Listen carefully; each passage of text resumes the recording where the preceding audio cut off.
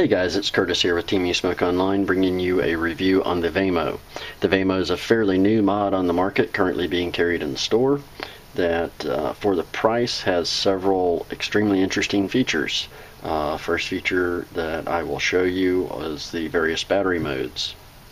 So in long mode, you can run it with stacked 18350s, which is what I've currently got in here, or you can run it with a single 18650, or even a single 18700.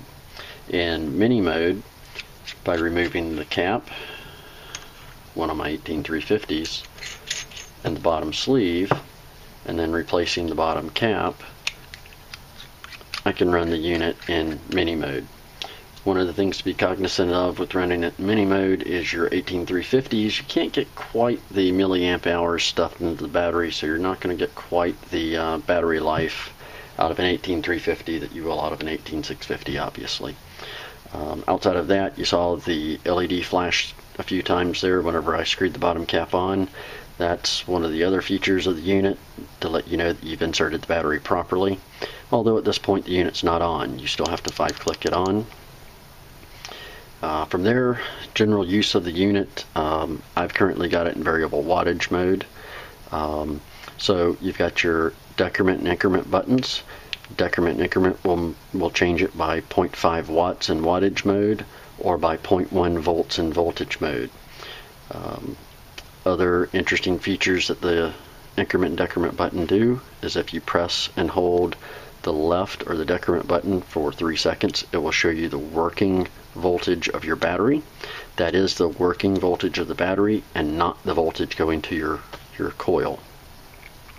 If you press and hold your increment button for 3 seconds, it will show you the current working load of your coil or resistance of your coil.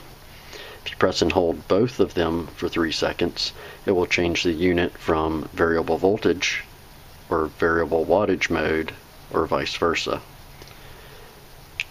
My preference here is variable wattage mode.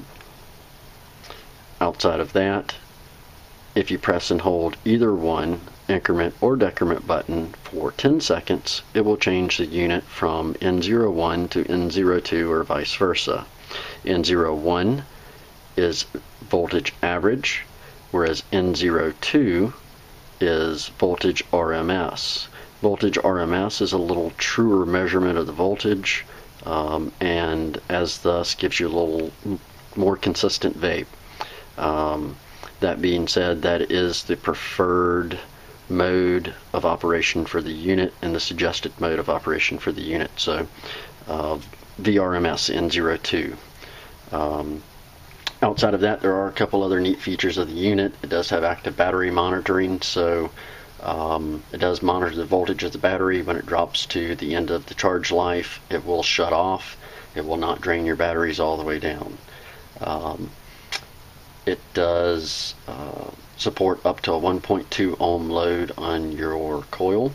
So once it drops below 1.2 ohms, it will show you a low ohm message on the LED.